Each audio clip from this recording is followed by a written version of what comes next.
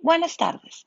El día de hoy estamos en nuestra clase de Introducción a las Ciencias Sociales. La sesión pasada dimos inicio con nuestra clase del materialismo histórico. Como recordarás, los modos de producción y las fuerzas productivas son dos elementos claves para entenderlo. Por modos de producción, entendemos el cómo se produce, distribuye y consume la producción o los recursos. Está determinado por el nivel de desarrollo de las fuerzas productivas. Pero, ¿qué es una fuerza productiva? Una fuerza productiva está conformada por el trabajo del hombre y sus instrumentos de trabajo. Para ello, será interesante hacer un recorrido histórico a través de los diferentes modos de producción que ha habido a lo largo de la historia de la humanidad. El primero fue la comunidad primitiva. Este modelo empieza desde que el hombre aparece en la Tierra y hasta el desarrollo de su pensamiento. Crea de manera incipiente las primeras formas de organización social, las clanes y los tribus. Se agrupa para viajar en busca de mejores lugares para vivir. En ese periodo, sus actividades son de sobrevivencia meramente. Es la caza para alimentarse, buscar pieles para protegerse, y por primera vez se empiezan a enlistar las primeras formas de división social del trabajo. Por lo que los medios de producción que se utilizaban eran palos, piedras o cualquier objeto que pudiese emplear para defenderse de animales salvajes o de cualquier otro tipo de amenaza.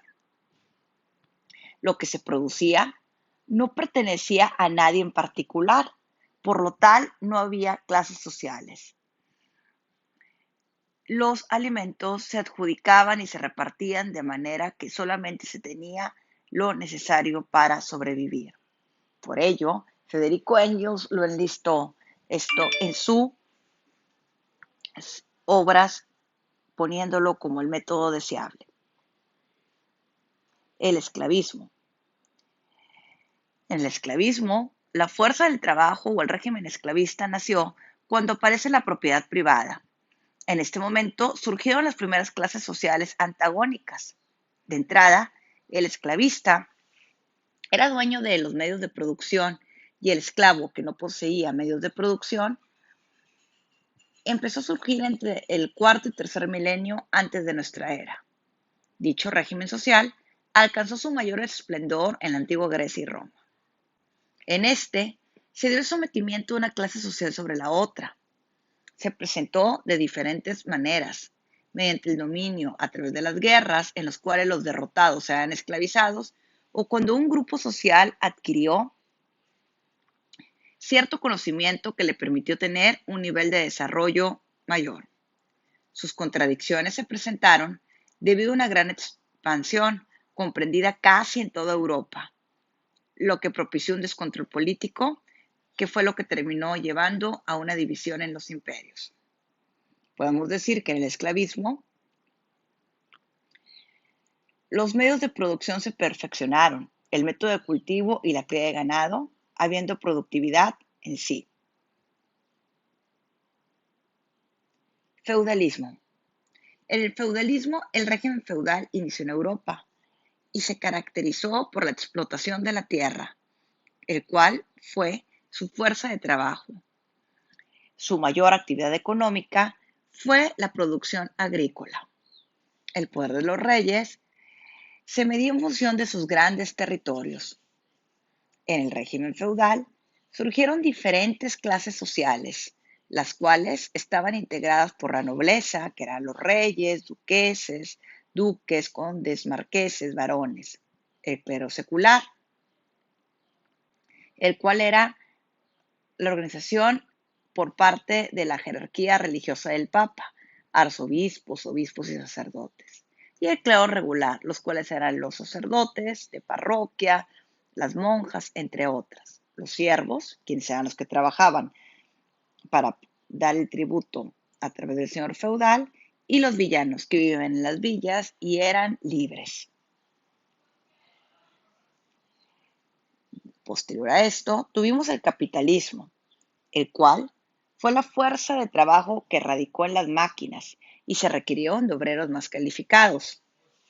El capitalismo lo encontramos en las entrañas del régimen feudal, donde empieza a surgir a través del comercio y el intercambio de productos. Surge plenamente en el siglo XIX a través de Inglaterra, Francia y Alemania. En el capitalismo, en las clases sociales destacaban el socialismo, entre las clases sociales destacaron los burgueses. Pero de hecho, del socialismo te queremos hablar a continuación. El socialismo surge en 1917 en Rusia. La fuerza del trabajo no se explota. El Estado es el dueño de los medios de producción, de quienes declararon la propiedad social de la tierra. Desaparecieron por decreto las clases sociales. Los instrumentos de producción se compusieron por máquinas y avances tecnológicos.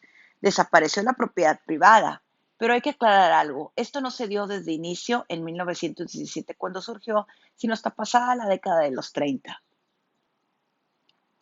Y no se dio la acumulación de riqueza en manos de particulares, o al menos en el discurso.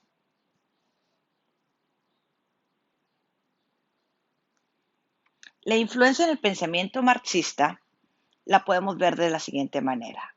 Para Marx, la sociedad avanza a través de la dialéctica de la lucha de clases. La filosofía de Marx se denomina materialismo dialéctico. Es una filosofía que se fundamenta en el vínculo que existe entre el conocimiento y el mundo material objetivo.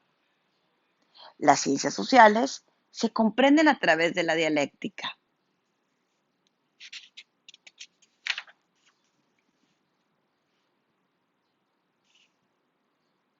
En el cual, en la dialéctica, nos encontramos con una tesis, que es el régimen capitalista, y una antítesis, que son las contradicciones que hay dentro del mismo régimen. En este, a través de las contradicciones que surgen, llega una nueva fase que es la síntesis.